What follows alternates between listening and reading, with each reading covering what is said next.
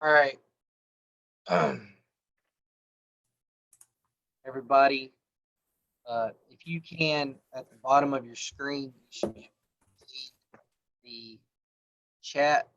Everybody see the chat down at the bottom. Should be able to click chat at the bottom of your screen, and then you can type in there if you can hear me or not.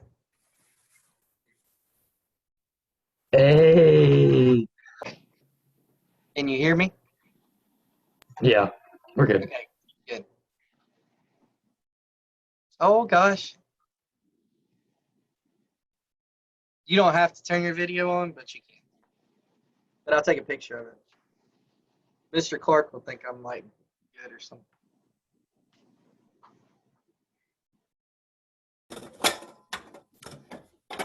Okay, anyways. All right, so I'm going to mute everybody. Yeah, we're live on Facebook. Yeah, thank you, Caroline. It's on a. Anyways, thanks, Caroline, for the information. So this is, so we're going to go through today's lesson, and then I'll go back, and you can ask some questions if you need to as we go through. I'm going to mute everybody for right now, and then if you have a question, you can ask the question in the chat or whatever you need to, just so we don't get any feedback from me talking. So really, 10 o'clock is going to work for this class, and then if you're able to get on, that's great. If for some reason you can't, then what we'll do is these are recorded, so if you can, I'm recording them and I'll put it on Canvas, but it'll be a lot easier if you just get on during class, and then you can go through that process with me. So I'm going to share my screen, and we're going to go through a few things. All right. So first of all, this is the March 23rd through the 27th. This is your classwork and homework. You can always click on that. I just posted it for today, and you've got the at-home learning plan that details everything that we had for this week. You've got Math 3, Unit 6, which is your packet that you should have picked up. If you didn't pick up, it's online. And then everything we're going to do each day. So I've been posting the notes for you each day, and I'll keep doing that as we go through it, but we're going to go through it together a little bit, and then I'll help you with some of the homework problems as well. Looks like somebody's at Lincolnton. But anyways, so that'll be the, so this is, today's is polynomials rate of change. So I'm going to go to that one. If you have that notes page, you can go ahead and get it out. We're going to talk about it a little bit. So I'm taking you to, it should say 6.4 polynomials rates of change. And this is the top of that screen. Let's see, I got a couple things in the chat. What's it say?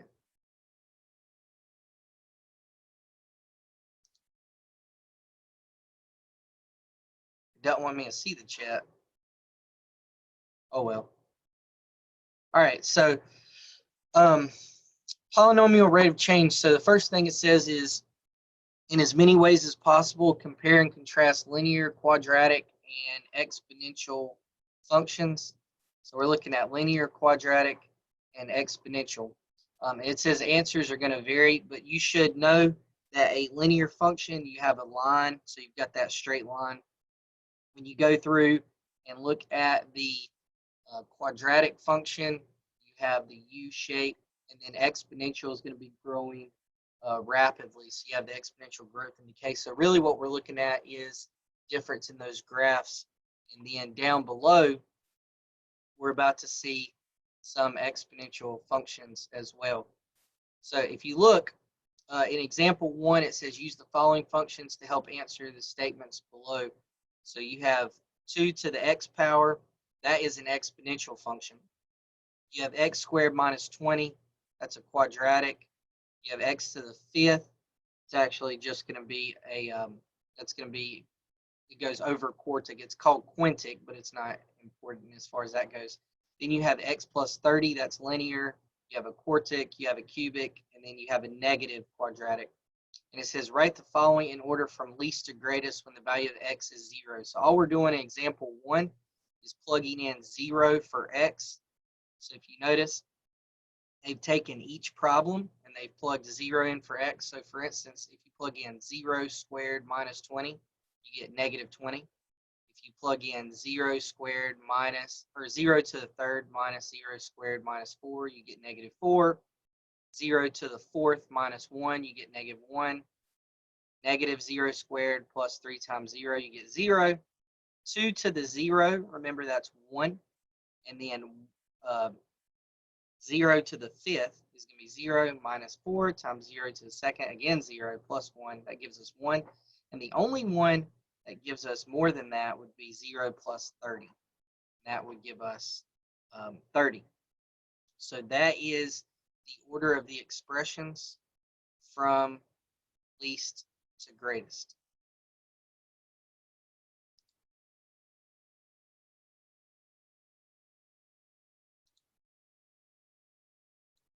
Who says, so a couple of you say you can't hear? Oh, Alexa said they can't hear. Everybody else good? Oh, Alexis W says miss you guys. Yeah, well, we're still here. It's just online.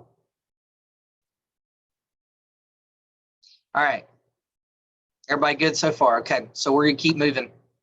It says, do you think the order would change when x represents other numbers? So for instance, in this case, x is 0, but when x is a different number, a number not 0, so it could be a positive, could be a negative, it is going to change because the rate that it's growing is different. So for instance, if you plug in 3 for x, you get 3 plus 30, that would be 33.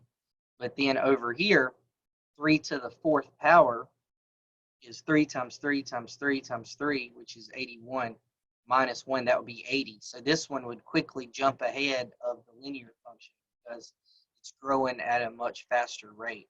So the order is definitely going to change when x represents other numbers. So that's just at the beginning. So then we think of a very large number. It says this number is so large that it is close to or approaching positive infinity. So basically, I picked the number 100. So you could pick whatever you wanted to and go from least to greatest. But if you pick the number 100 and try to do this, then what you're going to see is, notice what I really wanted you to see other than the number is just noticing the pattern. So if you check out the pattern, notice this is our negative x squared. And then because this is a negative, it is the smallest one. Okay. And then this is x. So that's our linear. That's our x to the first power. Then we have x to the second power, x to the third power, x to the fourth power, x to the fifth power, and then our exponential. So everybody can see the way that this one, or the order that this one goes in, because we're going from x to the very smallest power all the way up to the largest power, which is x to the fifth, and then the exponential. Okay, so that's when it's a really large number. Now, in part D, we want to see what's the order going to be when it is a really small number. So again, I picked like negative 100 this time. If you're going to go through that, you can pick any number you want that's really, really small. So this, if you notice what happens here, it's a really small number. We're going to start with the smallest is x to the fifth, then x to the third, then negative x squared, x, 2 to the x power, x squared, and x to the fourth. So what I want you to notice is the greatest numbers, the ones that are the biggest, and I think I can write on here. I can. The biggest numbers here are x squared and x to the fourth. These are even. Okay? These are even.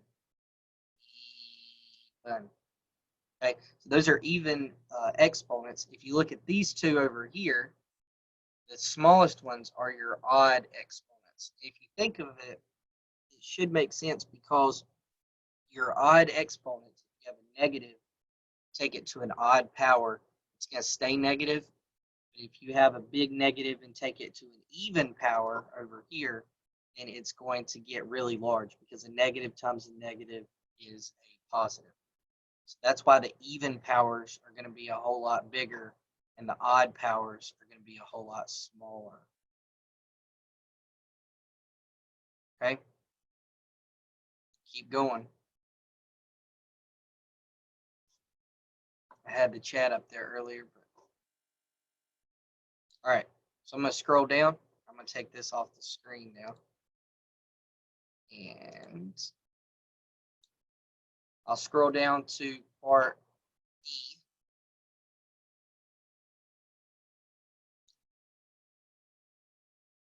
And the last part of the page, I'll go ahead and give to you here. It says, when comparing expressions, how does the order change? So the key is here that when x is a large number, so I'm gonna zoom in on that. When x is a large number, the functions are ordered based on their exponents. Okay, so it means it's going in order. So if it has a really small exponent, it's going to be first.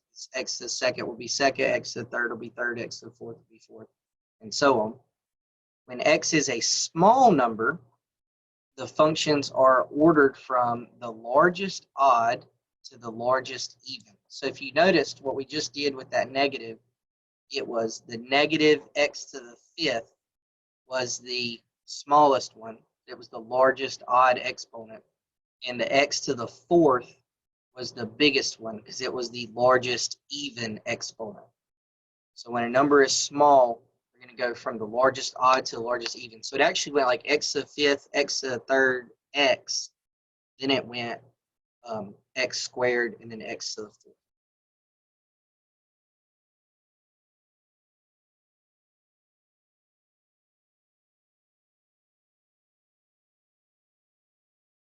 Okay, so this is crazy. Now we get to F. It says determine where you would insert the following expression into question C.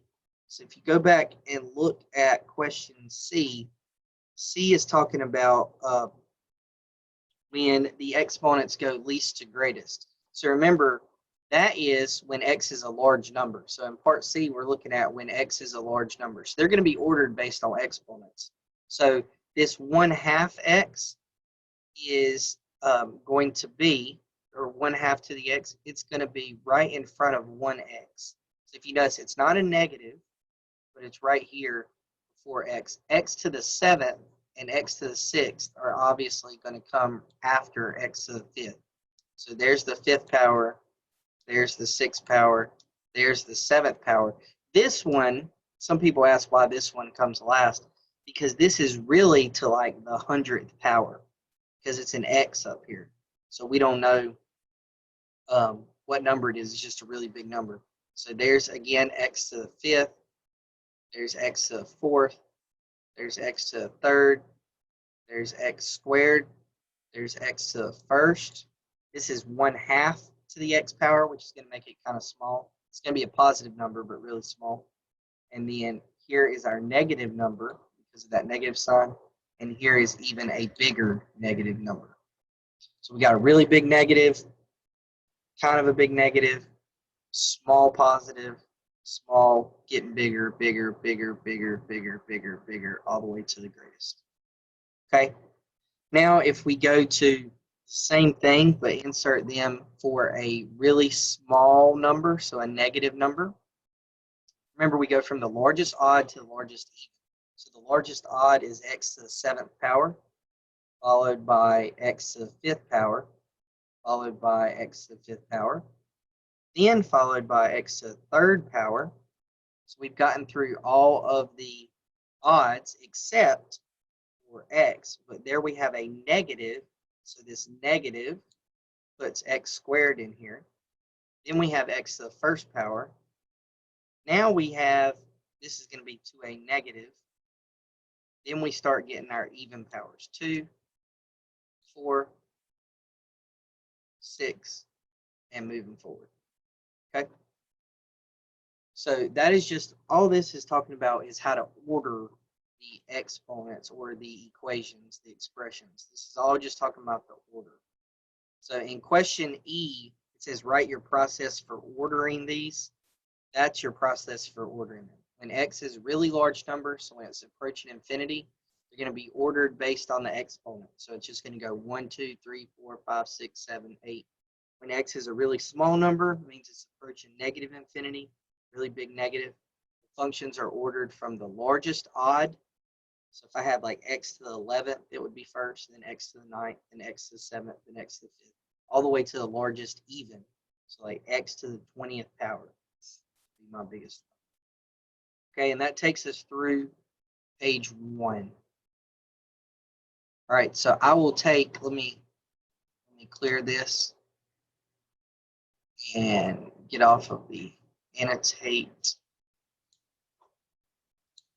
All right, so I could take any questions. So I got the chat up here. So anybody want to post a question that I can go over from that page?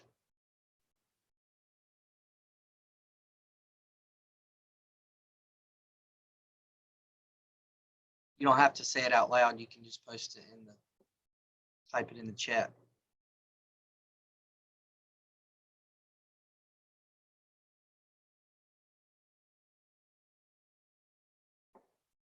Everybody still alive?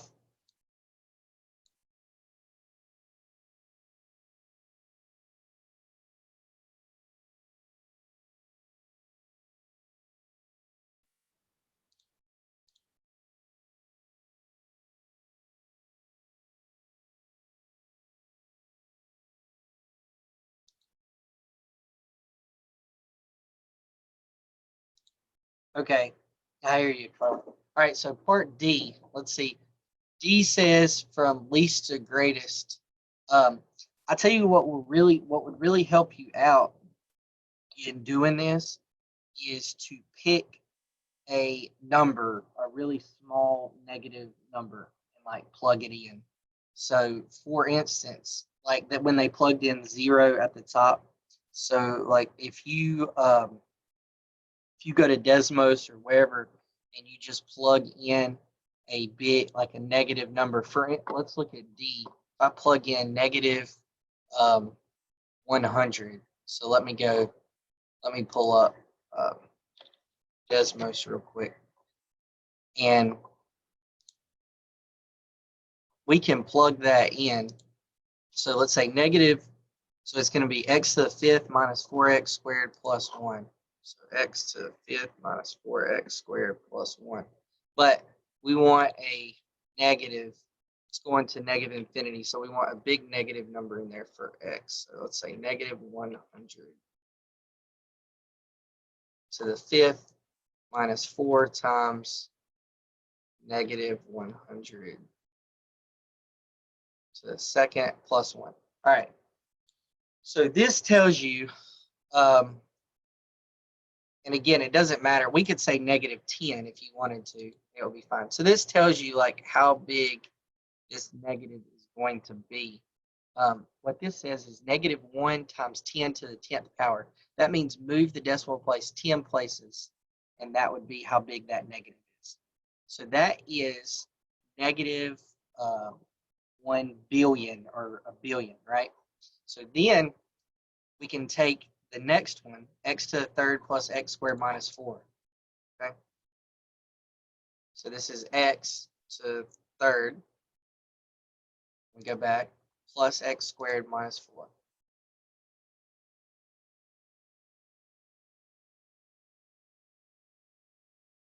And notice we only get negative 990,000. So then we can take the next one, negative x squared plus x. So negative 100 squared plus 100. Notice we get 10,000. Okay, now hold on. Why are we plugging in numbers? Because, so it's telling us that it's going to be a big negative number.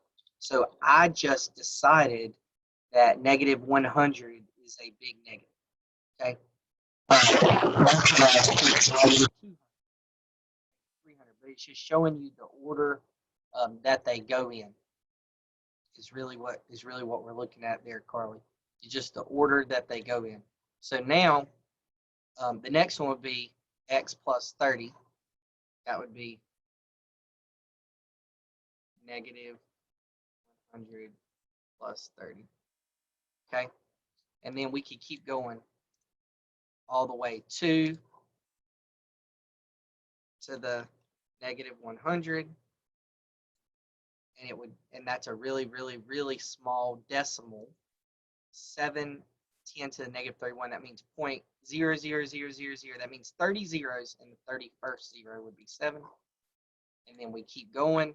X squared minus 20. Now we're going to get bigger, right? So we're going to have 100 squared minus 20. Now we're getting bigger and bigger and bigger and bigger. And the numbers are going to keep rising. So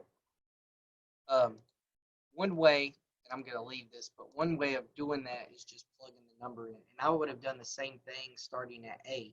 That's what they did to get the order from least to greatest there. So how do you know when you're supposed to plug in a negative or a positive? So in part C, it says a very large number. So that's where I would know to plug in a big number. And then, which would be a positive. Then part C says a number that is approaching negative infinity. So that's when I would know to plug in a negative. Okay, part D. So if you notice, C is asking me to plug in a positive because it's a very large number. D is asking me to plug in a negative because it's going to negative infinity. All right, so I'm going to flip places here to an easier topic, and this is end behavior. So if you look at the end behavior of these, most of us we've already learned how to graph these before, but if we haven't, remember on Desmos, you can easily graph these functions. So I'm going to give you, there's 4 functions, and here is the reason for these. So if you notice, they are either going to have a positive or negative leading coefficient, and that is the number in front of x. So if you notice, these up here have a positive, this would be a 1, so they have a positive coefficient, and these down at the bottom have a negative coefficient, or a negative number in front of x. The ones on the left side are even degrees, which means they go to the 2nd and the 6th power. If you notice, that's an even exponent. The ones on the right side are odd degrees. So that means they go to the 5th or the 7th power. So they're odd exponents. So we want to know what's true. So let's look at the top left. That's what you should be filling in. This is just a basic quadratic. We want to know what's true when you have a positive coefficient and your polynomial has an even degree. So it goes to, so we have a positive number in front and we go to an even degree. So this is called the end behavior. So end behavior means we're looking all the way to the left, and I'm going to put this in the chat. So end behavior means all the way to the left, what's happening, and all the way to the right, what's happening. So to the left would mean x is going to negative infinity. So as x goes to negative infinity all the way to the left, what is y doing? Anybody know? As x, so as you move, so let's say we start right here. As you move all the way to the left, what is your y doing in this graph? You can answer in the chat if you want to.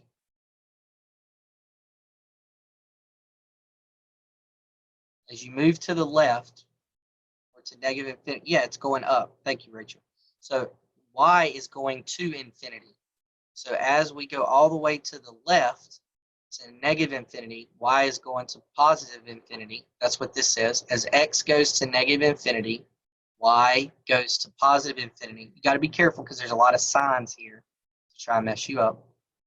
And then to the right, that's our other end behavior. As x goes to the right, so as x goes to positive infinity, y also goes to positive infinity. So notice, when x goes to negative infinity, y is going up. When x goes to positive infinity, y is going up. So our end behavior in both of these is infinity. Okay? If you notice in all of these, we're looking at as x goes to negative infinity, what does y do? And as x goes to positive infinity, what does y do? As x goes to negative infinity, what does y do? As x goes to positive infinity, what does y do? Same thing here. As x goes to negative infinity, what does y do? As x goes to positive, what does y do? All right.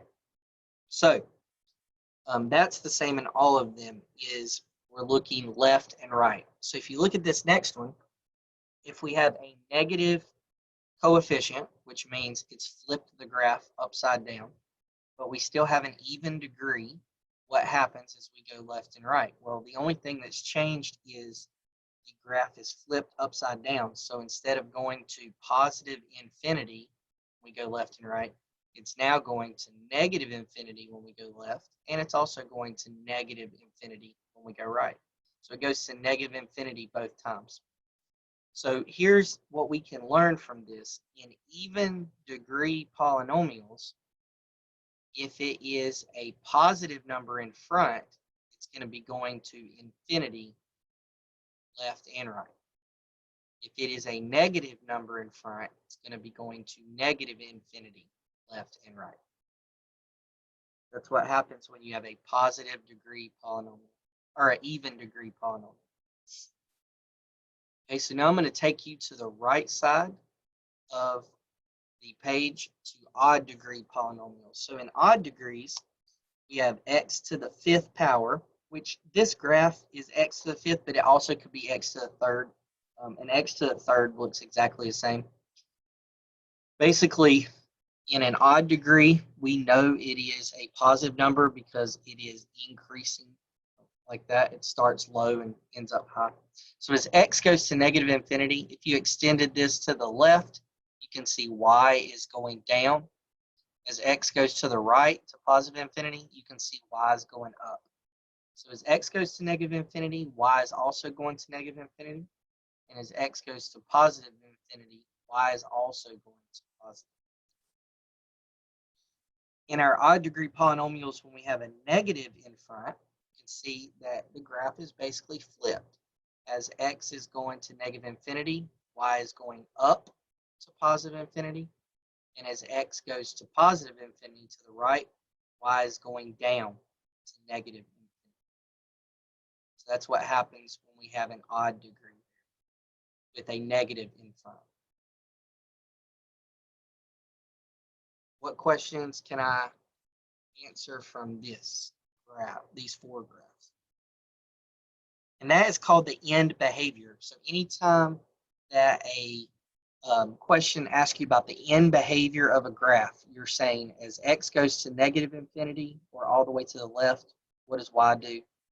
And as x goes to positive infinity or all the way to the right, what does y do?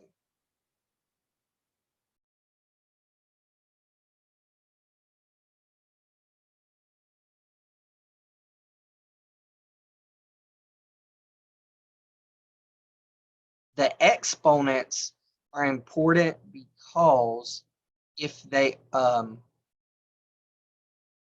well, the only thing that's important about the exponents, Carly, really in behavior is if they're even or odd. If they're even, then we notice our graphs are going to be ending in the same direction. They're either going to be ending pointing up or pointing down. If they are odd, they're either going to be ending, they're going to be ending in opposite directions. And you will basically get an equation, and I would type it in Desmos and then graph it, and then you'll be able to tell which way it's going. So you don't have to memorize it or anything. You could memorize it. So basically, I could know, hey, it's a positive, it's an even degree. That means they're both going up, so they're both going to infinity. But if I forget, I can easily just look at it on the graph. So basically, the graph is just like extra help for me to answer the question. So let's move down to the bottom of the page here. I know there's a lot, but let's take it one at a time. So if you look at 1, 2, and 3, let's look at 1, 2, and 3. And I've drawn a little graph on here for you to kind of show you. But If you look at question number 1, they're asking you 3 things, and I want to make sure you understand what that is. The first thing they're asking you for is what is the degree? That means what power does x go to? Well, in this one, x goes to the first degree. So in this one, x goes to the first degree. What if we only get graphs and ask us to find the expression? I don't think that's going to happen. I don't think so. I'll go later and check though, but I don't see that happening. Yes, that would be hard because some of them look like sometimes you can type in x squared and x to the fourth and they actually look the same because they're both pointing up in that U shape. All right, so this is x to the first power. So our degree is 1 because x to the first power. So know why your degree is 1. Anybody know what LC stands for?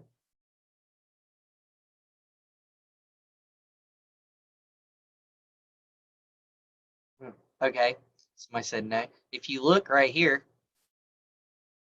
kind of gives you a hint.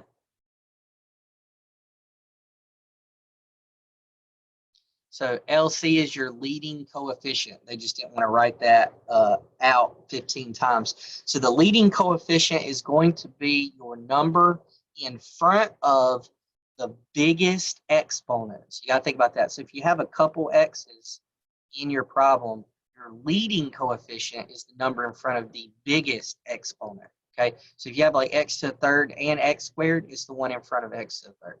So our leading coefficient in this one, we only have one x. So our leading coefficient is 2. Now our end behavior, remember, and I want to make this clear, this is always the same. As x goes to negative infinity and as x goes to positive infinity. So as x goes to the left and as x goes to the right is what we're saying. What does y do? And I don't care if you write y here instead of f of x, but just know that y is f of x. So as x goes to the left in this problem, and notice I've drawn the graph, so you could go to Desmos and find the graph. As x goes to the left, y is going down, and as x goes to the right, y is going up. Okay? We move to number 2. Look at number 2. The degree is 4. The leading coefficient is a positive 1. It's a positive 1 here. So it's going to look like this. It's going to look like a W, basically. As x goes to the left, y is going up. And as x goes to the right, y is also going up. So it's going up in both directions. Number 3, it does not have a degree. So notice this goes to the fourth power, that would be its degree. This goes to the first power. This one, it doesn't have a degree. It goes to the x power. So it's called an exponential function, which means it's going to increase very rapidly. And it doesn't have a leading coefficient. So exponential functions are completely different than all the others. But as x goes to negative infinity in this one, y goes to 0. And as x goes to positive infinity, y goes to infinity. So that's the function 3 to the x. So let me graph that for you on Desmos because I know that's the one we'll have a question with. So if you look at 3 to the x power, notice as we go to the right, you see that we're going up to infinity. But as we go to the left, notice it seems to stop at 0. And if we keep going further left, we see it never goes below 0.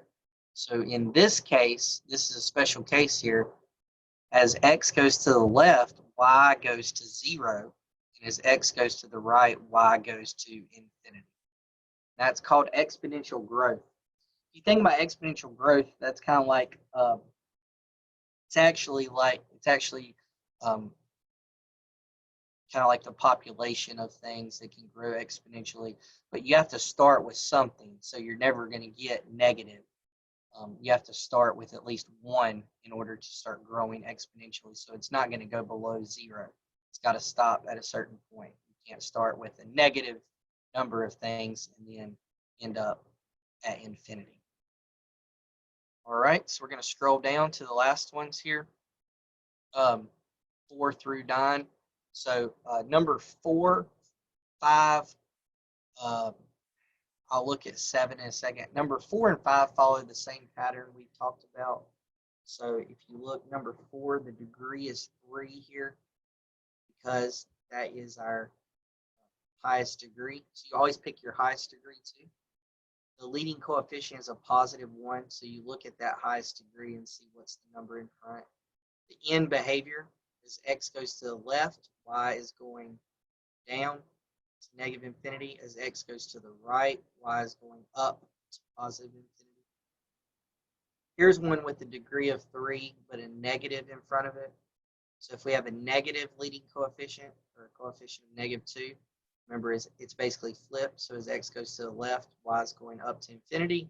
And as x goes to the right, y is going down to negative. Okay, couple tricky ones here. So this is a logarithm. So it says log base 2 of x. Notice the leading coefficient is +1. That's the number in front. If we want to look at this, we can in Desmos. So log base 2. I need to let me put in my log base here on Desmos. So I'm going to go to functions. There's log base. So log base 2 of, scroll over, x. If you notice this one, it's a little bit tricky. So every other one said as x goes to negative infinity and x goes to positive infinity. Well, this one, the x actually stops at 0, so it never goes to negative infinity. So we say as x goes to 0, because that's as far left as it goes, y goes to negative infinity. And as x goes to positive infinity, y also is going to positive infinity. So again, the graph will help you there. So as x goes to 0, y goes to negative infinity. But as x goes to positive infinity, y also goes to positive. 7 and 9, don't let those trick you.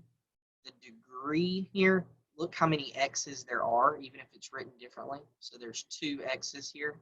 So that means the degree is really x squared. If we did the box method or FOILed them, we would get x squared. There's 3 x's here, so that's why the degree is really 3, because if we multiply these together, we would get x to the 3rd power. So they're written differently, but the degree is the same. Here, the degree is a square root, which is actually 1/2. So a square root function also looks different. Kind of reminds you of the logarithm. A square root function is different than any other one. Okay, so that really, and I'll put these notes too, but that takes us through the end behavior, which is extremely important. If you're going to get something out of the lesson, the ordering part at the beginning, I mean, that's important that we want to plug in the correct numbers. But what's really important is looking at the end behavior. So I'm going to take you to, let me pull up the homework part real quick.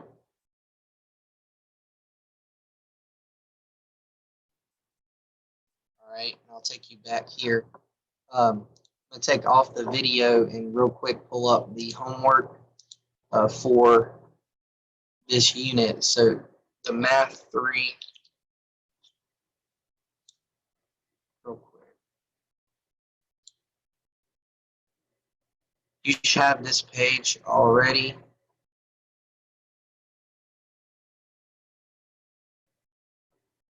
It should say 6.4.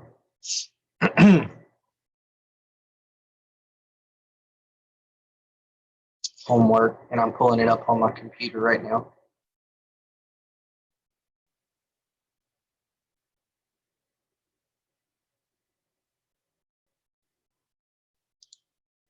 Okay, so as I pull it up, let me give you access to my screen again.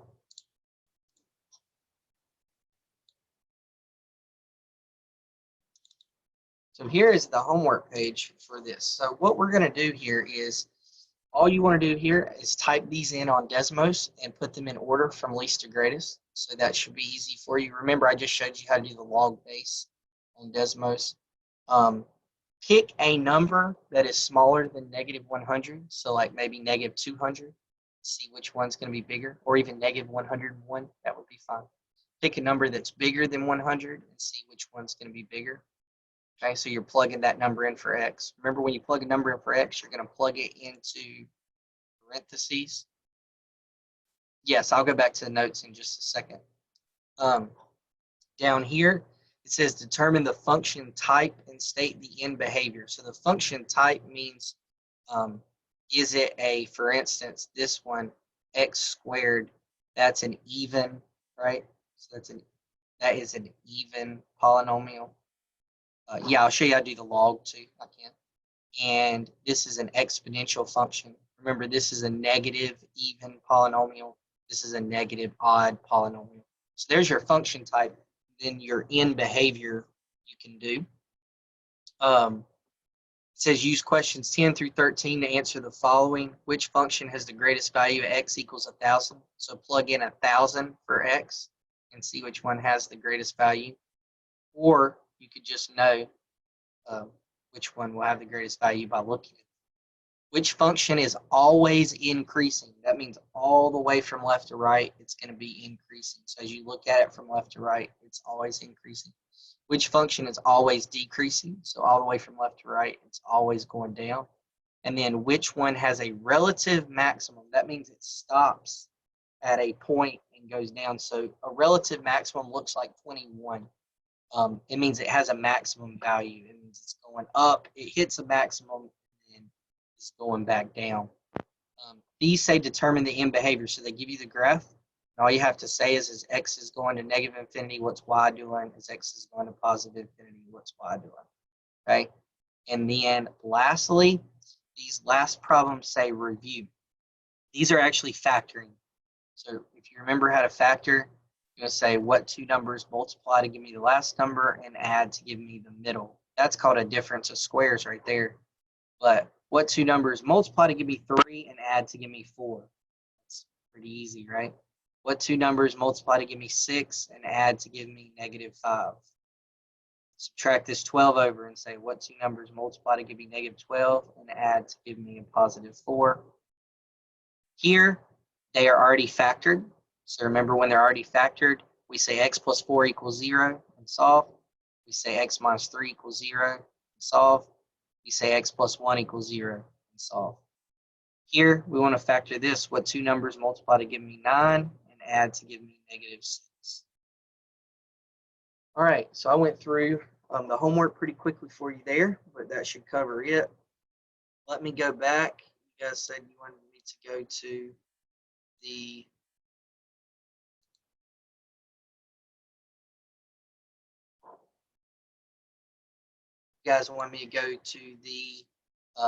what, Desmos? Okay, so I'll show you log on Desmos. Get this real quick. So I will share the screen with you. All right, so Desmos log base. So if we want to do log base on Desmos, notice we're going to go to functions. You're going to go to functions, and you're going to go over to miscellaneous, and you see the log with a little a at the bottom. So then you can type in whatever your base is, and then you can type in your number that goes in there. Everybody good with that? That is your log base. Let's check the chat one more time. You go back to 4 through 9. Yeah. So we'll go back to the notes.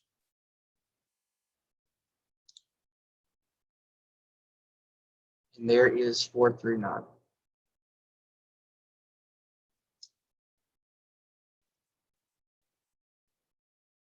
If you think about it while you're doing this, number 9 is a cubic because it's x to the third power. So if you, again, typing it into Desmos and seeing that this is the graph will help you answer the end behavior. Typing this into Desmos and seeing that this is the graph will help you answer this is the end behavior. Typing this in and seeing that this is the graph will help you answer the lowest that it goes to and the highest that y goes to. It also helps you see that it stops at 0. So any of these, I would recommend anytime you're doing the end behavior type the function in and look at it so you can actually see the graph of the function as well as the equation.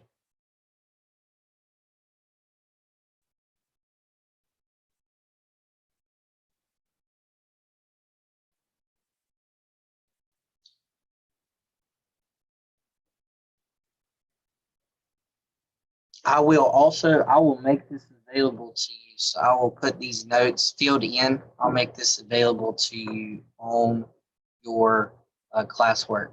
So if you go to your classwork homework page where it says 6.3 polynomials rate of change notes, I will put that note sheet there so that you can see that. Okay, so I'm going to get off of this. I want to show you one. Oh, yeah, I'll post the video on there too, Giselle.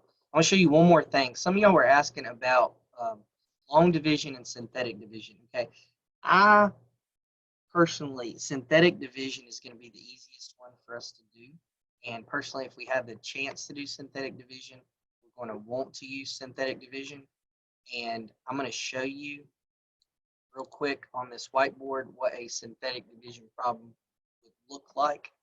So if I have 4x to the third minus 6x squared plus 7x minus 3 divided by x minus 2. This is a perfect synthetic division problem because I'm dividing by just one x. If there's a number in front of x, then that's when we sets it up more easily. But synthetic division is really easy. I know some of y'all were a little confused with it because we didn't have a chance to go over it even on here. So real quick, if you look, you take the opposite of the number you're dividing by. So if it says x minus 2, you put a 2 in the box. And the reason you take the opposite is because you're saying x minus 2 equals 0. So if you have x minus 2 equals 0, then obviously x equals 2. Then we're going to write down our coefficients. 4, -6, 7, and -3. We're going to make a space and draw a line. And step 1 here is to bring the first coefficient down below the line. So that's a 4. And then we're just going to multiply and add, multiply and add, multiply and add all the way through. So 4 times 2 gives us 8. We put that in the next open spot.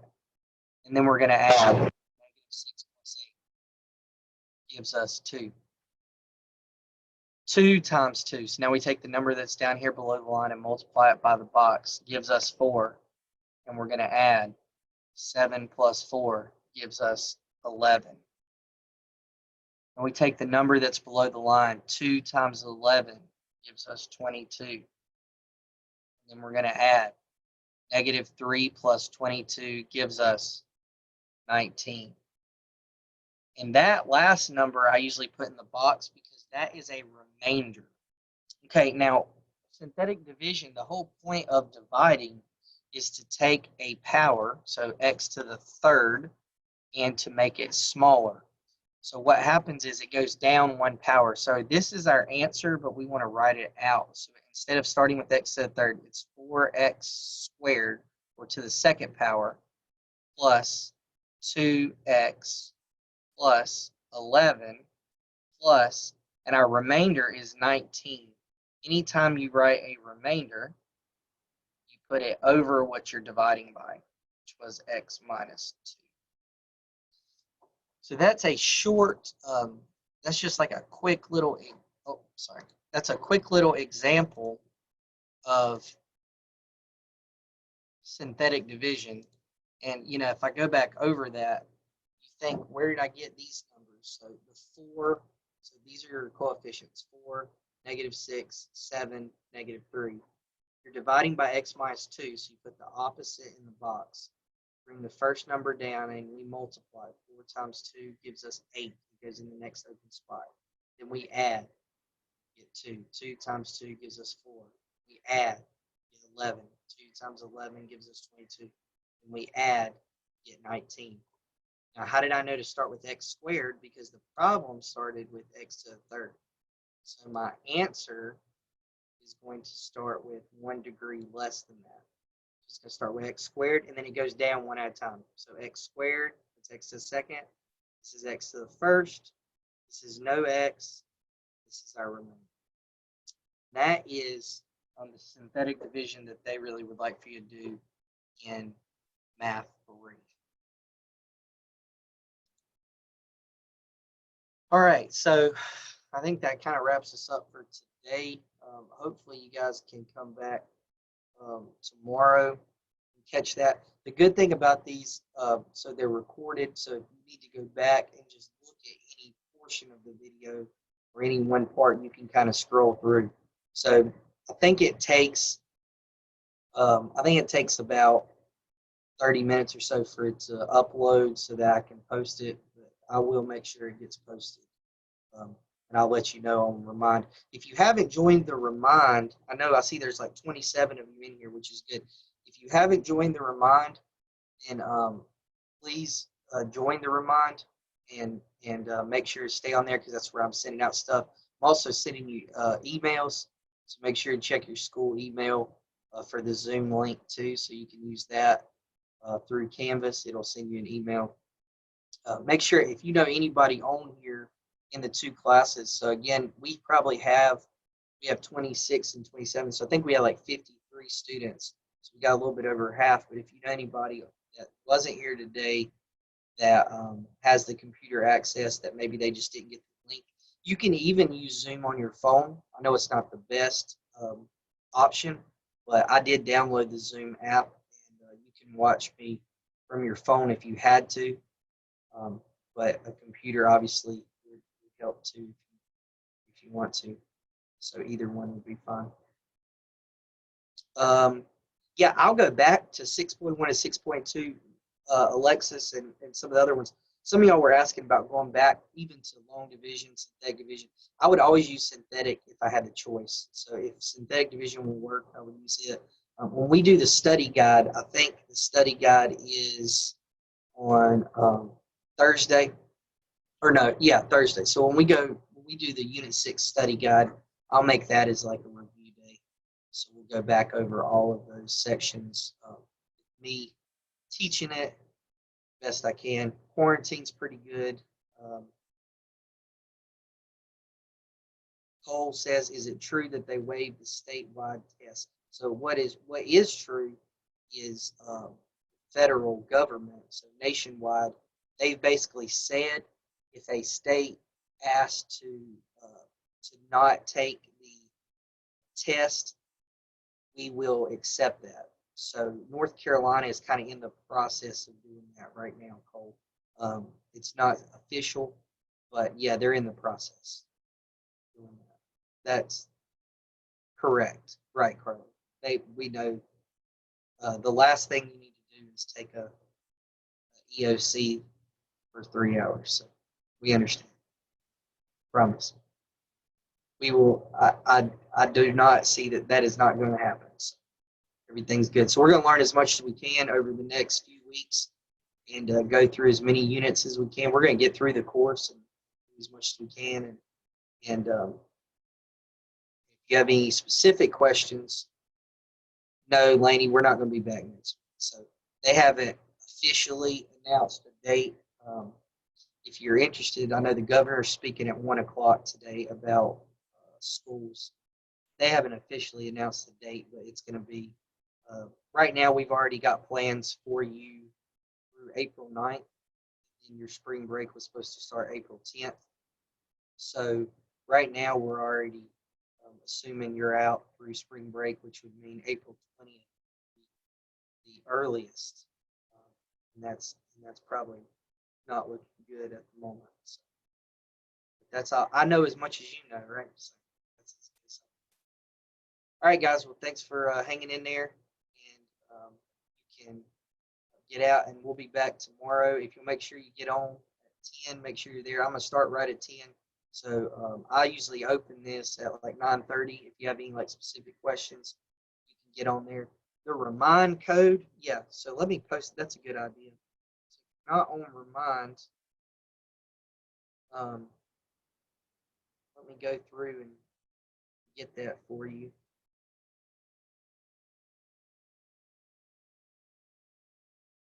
So you will enter this number. Let me type it in the chat. On your phone, and this is the message you will send. And that will get you there. You can also download the app, the Remind app, and work through there, but that's the code. So I made it pretty simple. It's just the app Math3 LHS. And I'll try to send out the link and remind you of the Zoom because I know you can forget those. I'll try to remind you of those daily. But for now, for the next few weeks, just expect this is our meeting. We'll do the best we can. Okay. All right. See you later.